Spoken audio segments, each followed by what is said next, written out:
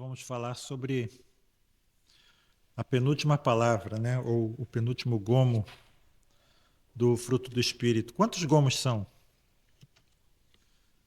Quantos aspectos do fruto do Espírito são? Alguém sabe de cor? Quantas palavras são usadas? 9. Nós estamos hoje na 8ª, que é mansidão, né?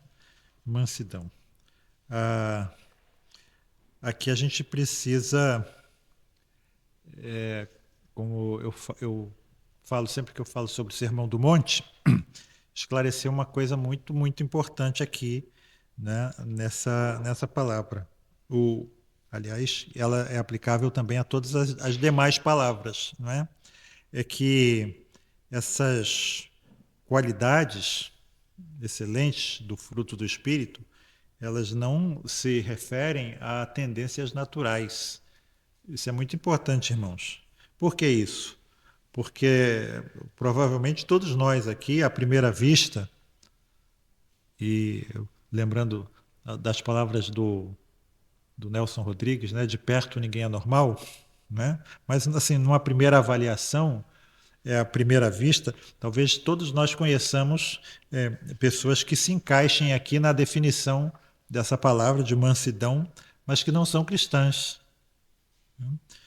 Pessoas que podem ser muito gentis, muito educadas, pessoas que nunca alteram a sua voz, não levantam a sua voz. Você nunca viu essas pessoas falando mal de outras pessoas, não é? Mas ao mesmo tempo elas não vão à igreja, também não estão interessadas em ir à igreja, não estão interessadas em Cristo, nem em oração e nem nada que se refira às nossas práticas. E talvez você conheça gente que diz assim, fulano de tal, né, só falta aceitar Jesus. Não é isso? Já está pronto, só falta aceitar Jesus. Mas esse tipo de confusão, ele só vai acontecer se nós ainda não entendemos o que o apóstolo Paulo está descrevendo aqui. Ele não está descrevendo aqui nenhuma qualidade natural do nosso temperamento. Mas ele está descrevendo aqui alguma coisa que só acontece em nós como resultado da operação do Espírito Santo na vida de cada cristão. Só o Espírito Santo em nós, então, pode produzir essas qualidades aqui, não é? Então, isso é muito importante. Por quê? Porque se o apóstolo Paulo estivesse falando de tendências naturais, aí eu poderia dizer, isso é muito injusto. Por quê? Porque não somos nós que determinamos o nosso temperamento. Alguém escolheu aqui nascer extrovertido ou introvertido? Pessoas que têm mais articulação falam melhor e outros que têm mais dificuldade em falar. Pessoas existem que nascem mais agressivas, outras nascem mais tranquilas. Eu sempre gosto de lembrar dos meus filhos, né? A minha primogênita nasceu bem tranquilinha, já o meu segundo nasceu reclamando do ar-condicionado muito forte dentro da sala né, de cirurgia, da sala lá de parto, né? Reclamou quando o médico pegou nele, né? Reclamou quando a enfermeira fez as coisas lá. Tem um índice, né, que mede lá a atividade dele, foi lá embaixo, lá em cima da Natália estava lá embaixo, né? Então tem gente que nasce assim, né? Tem gente que nasce mais ágil, mais esperto, né? Outras nascem mais lerdas, mais, né? Vocês sabem como é que é isso, né? Mas reparem, isso não tem nada a ver com espiritualidade, isso não tem nada a ver com a atuação do espírito, digamos assim, no aspecto que a gente está querendo dizer aqui do fruto. Então a gente sabe que isso é biológico, é biológico. Então, da mesma forma que nós nascemos diferentes uns dos outros na nossa aparência, uns nascem mais bonitos, como eu, né, amor? Outros nascem mais feios, né? Também nós nascemos diferentes no nosso temperamento, né? Então a gente não pode pensar que essas palavras aqui do apóstolo Paulo se referem a disposições naturais, né? elas são como está escrito, mas que nós temos a propensão de esquecer, fruto do Espírito Santo, da atuação do Espírito Santo na nossa vida. Então, o que isso quer dizer também? Que se você é cristão, não importa com qual tipo de temperamento natural, biológico você nasceu, essas qualidades aqui são destinadas a você, né? E como nós já vimos, é nosso dever perseguir essas qualidades, buscar essas qualidades, correr atrás delas até alcançá-las, como vimos no domingo. Quem busca, encontra. Quem pede, recebe. E quem bate, a porta se abre, né? Então, aqui nós temos essa promessa. E talvez aqui, irmãos, eu devesse esperar pela última palavra aqui da lista, né, para dizer, para dizer isso, mas vou dizer agora, né? Essa lista aqui e outras listas semelhantes que nós encontramos no Antigo Testamento, elas são afirmações muito claras de algo que nós precisamos sempre ter na nossa mente, que é o nosso total desamparo, né? Quando nós entendemos o significado de cada uma dessas palavras, quando nós nos damos conta do que significa realmente mansidão, nós nos damos conta também daquilo que sempre a gente repete aqui, né? De que a vida cristã não é algo difícil de ser vivido, é algo sobre-humano, é algo impossível de ser vivido nas nossas forças. A vida cristã, então, é uma vida sobrenatural, sobre-humana e sobrenatural. Ou seja, sem a atuação do Espírito Santo na nossa vida, nós estaríamos totalmente perdidos, nós estaríamos totalmente desamparados. Mas, por outro lado, para aqueles que nasceram de novo, e a gente poderia dizer para todos aqueles que nasceram de novo, a graça e a operação do Espírito Santo, ela pode produzir todas essas qualidades que nós estamos longamente, com muito critério, estudando aqui, né? Por isso, a gente tem que lembrar que essa lista aqui é a descrição do cristão comum, de qualquer cristão, né? Então, nós não podemos também cair num outro erro, que é pensar que o não cristão pode viver da forma como essas palavras descrevem. Não pode, né? Então, não devemos esperar conduta cristã de pessoas que não são cristãos. E não devemos nos admirar quando pessoas não cristãs manifestam uma conduta que nós esperaríamos de um cristão manifestar. E a pergunta que a gente pode fazer agora, mesmo aqui, será que nós estamos manifestando essas qualidades aqui na nossa vida diária? Será que essas palavras têm sido parte da nossa conduta, né? E nós já falamos, voltando aqui para essa palavra, mansidão, nós já falamos muito sobre ela quando estudamos o Sermão do Monte. Ela é a terceira bem-aventurança. E eu queria recordar aqui a primeira. Bem-aventurados os humildes no espírito, né? Por quê? Porque deles é o reino dos céus. Ou seja, nós aprendemos que essa qualidade é a qualidade que é, digamos, a porta de entrada no reino dos céus. Nenhum cristão é cristão sem que tenha manifestado de alguma forma essa qualidade de humildade. Por quê? Porque o reino dos céus é dos humildes. Se você não é humilde, você não pertence ao reino. Então, a gente pode dizer que não existe nenhum único cristão que não seja humilde. E o que é a humildade, lembram? É o reconhecimento exato, preciso de quem nós somos, né? Então, a primeira bem-aventurança, basicamente, ela vai revelar o quão débeis e impotentes nós somos. Os grupos de ajuda mútua, né, eles baseados em 12 passos, o primeiro passo é esse: reconhecemos que somos impotentes.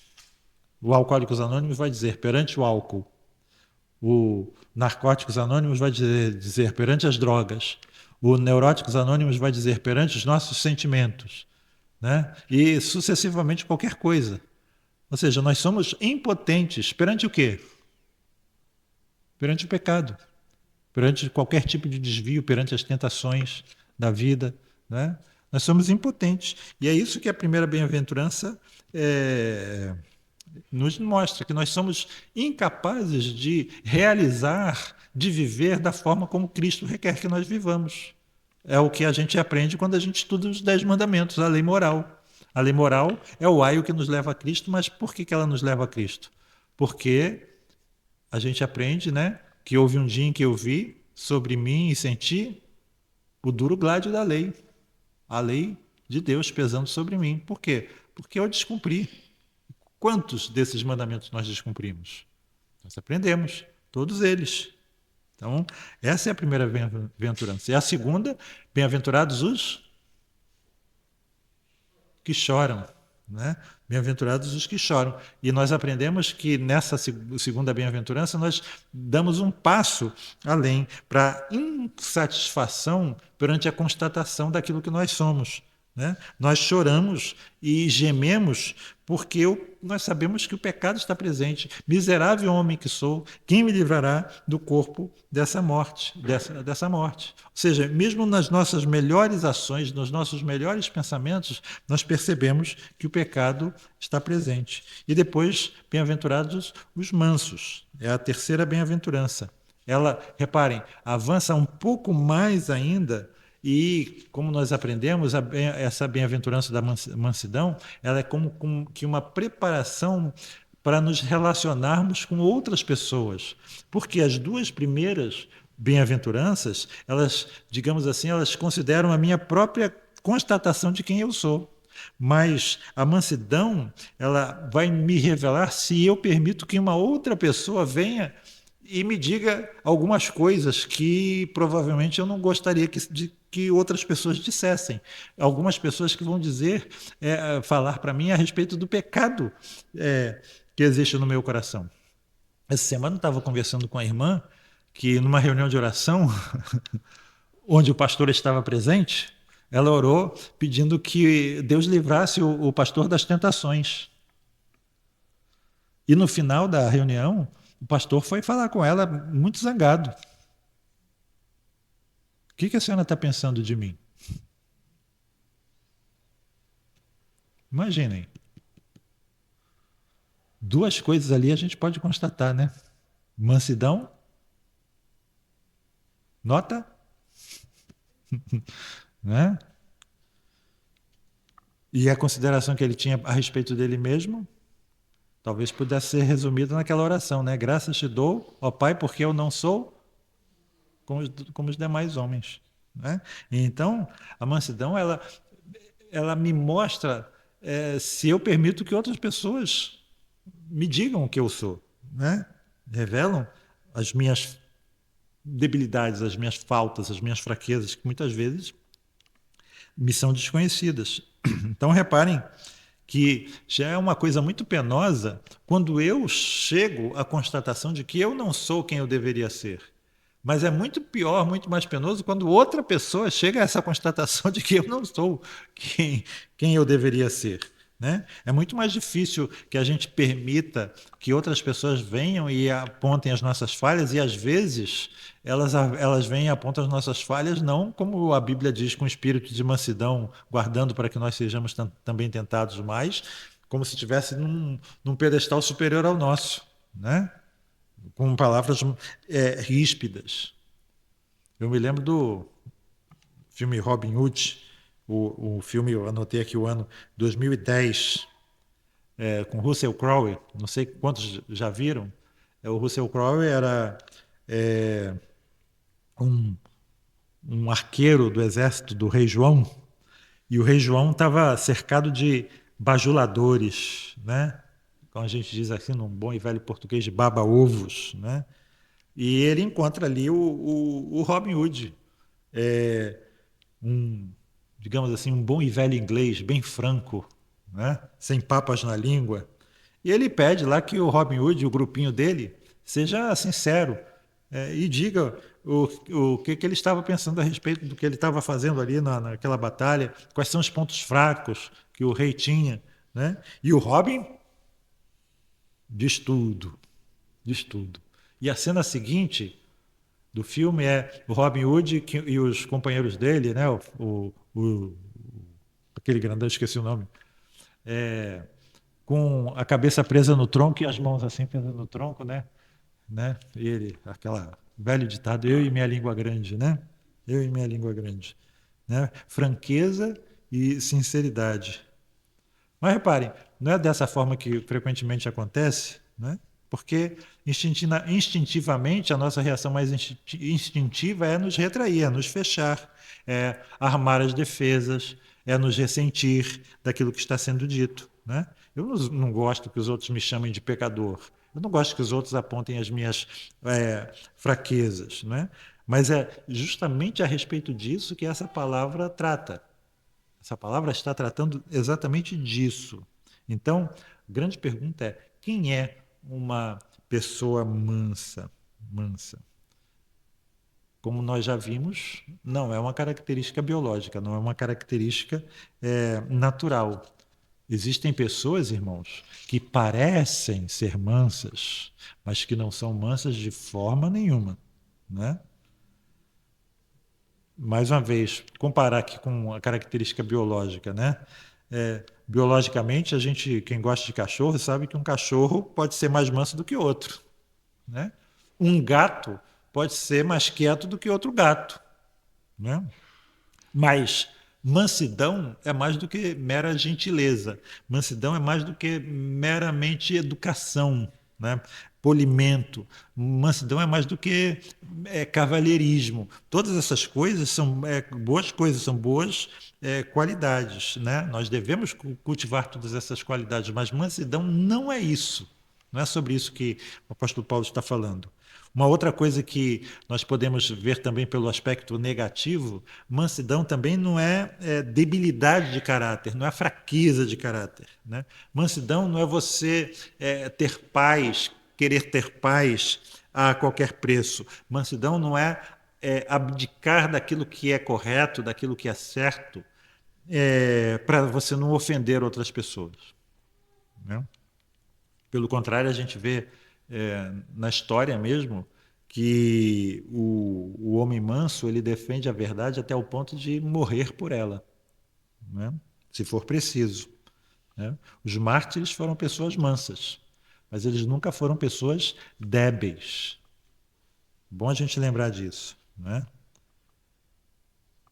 Mas você então precisa lembrar também desse trio, né? Que nós nunca poderemos ser mansos se nós já não nos vimos diante de Deus, nos colocamos diante de Deus em termos de humildade e em termos desse espírito de lamento, de choro, que é a segunda bem-aventurança. Ou seja, o manso, irmãos, é uma pessoa que nunca se orgulha de si mesma, né?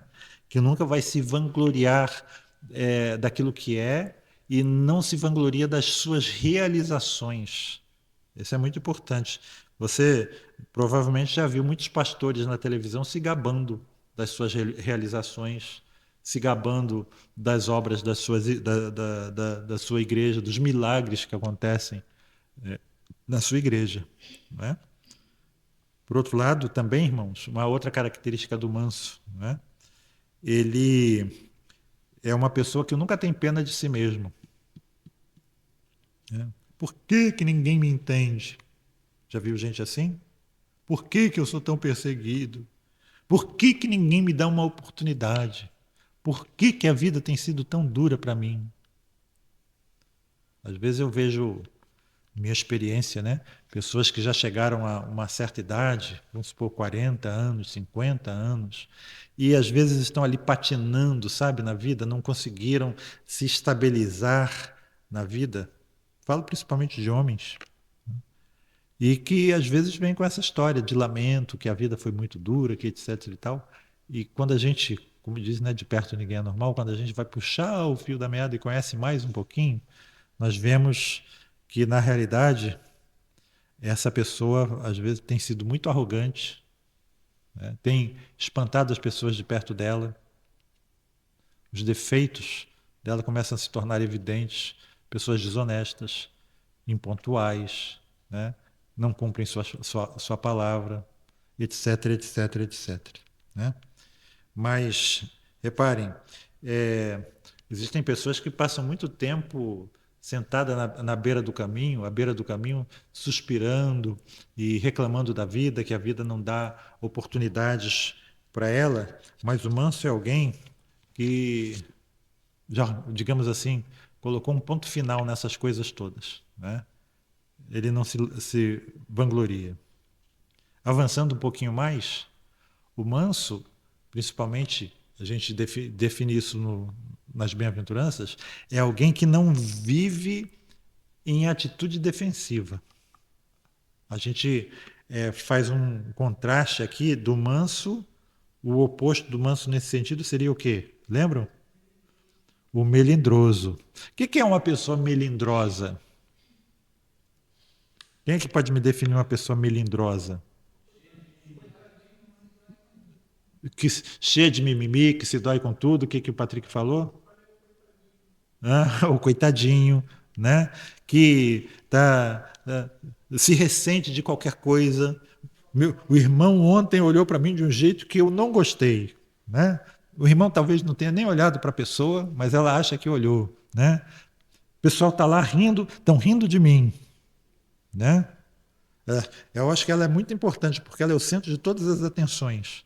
Né? A pessoa está lá olhando lá longe assim, longe dela, estão lá falando de mim, estou vendo, né?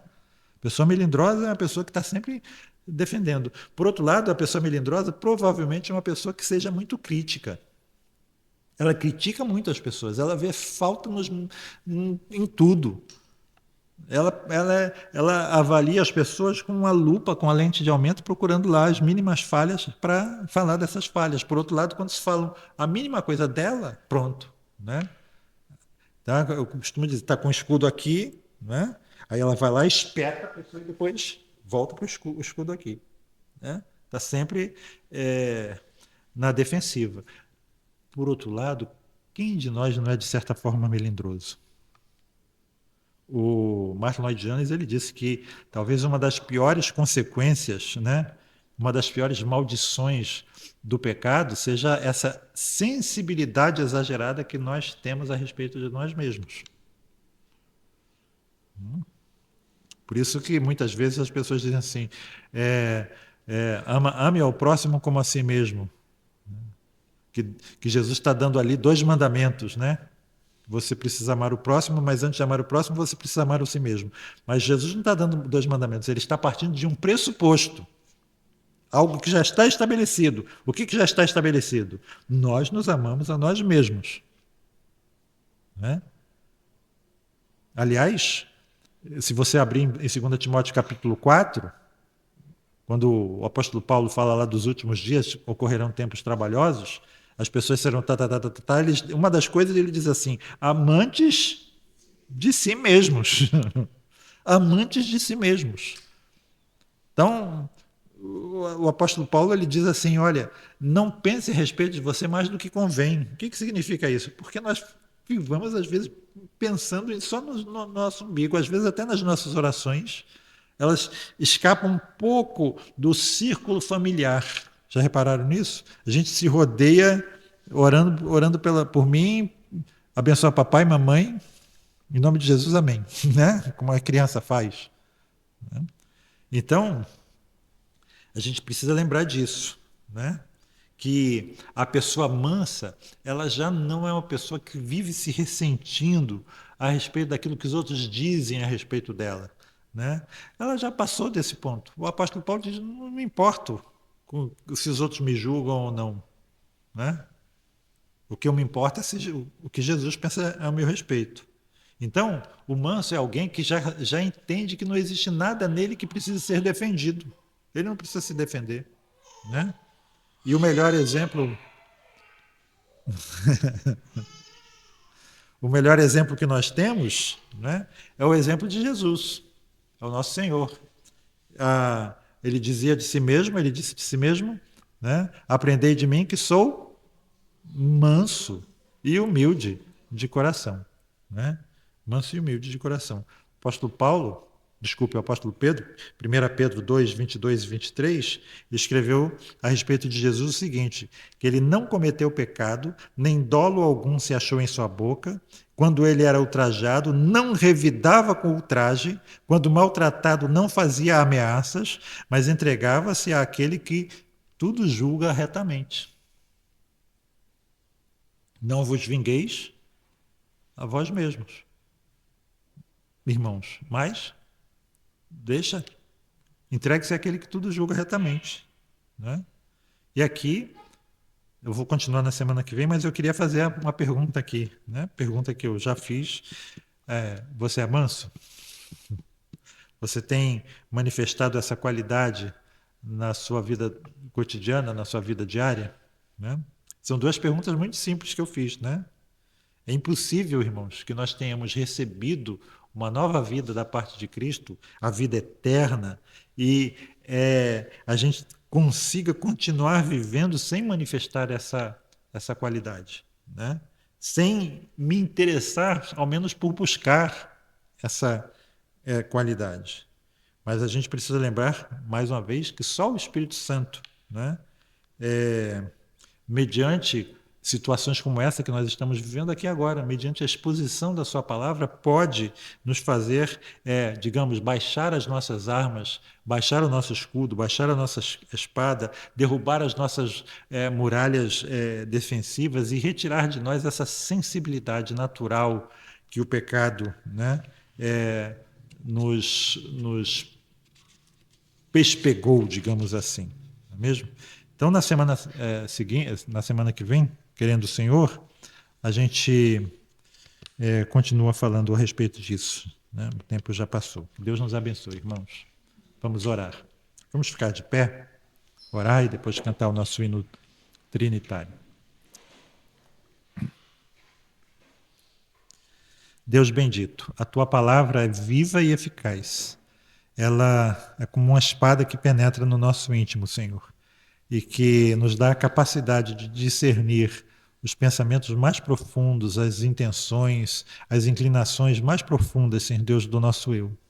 Revela, Senhor Deus, em nós, onde temos tropeçado diante de Ti, onde temos ainda manifestado, Senhor Deus, os farrapos, os fiapos da vida velha, do velho homem, Pai. E tendo nós visto isso, Senhor, retira, Senhor Deus, de nós qualquer vestígio, Senhor Deus, dessa sensibilidade exagerada, dessa falsa mansidão que muitos de nós podem vir a ter, Senhor Deus, enquanto por dentro nos ressentimos, Senhor Deus, e nos agitamos e lutamos e rugimos, Pai Santo. Ajuda, Senhor Deus, o teu povo a ser realmente um povo santo, Senhor Deus, de propriedade exclusiva do Senhor, aptos, Senhor Deus, a ser sal e luz nesta terra, Senhor.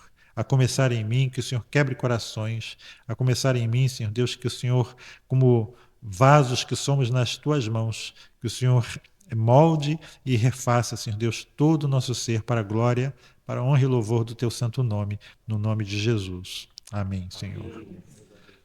Glória seja ao Pai,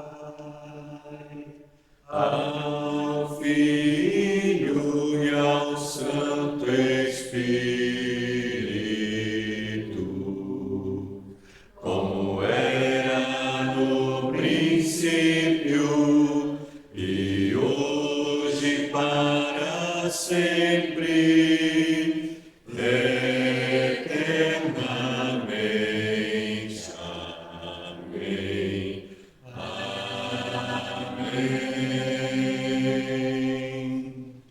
Amém, irmãos.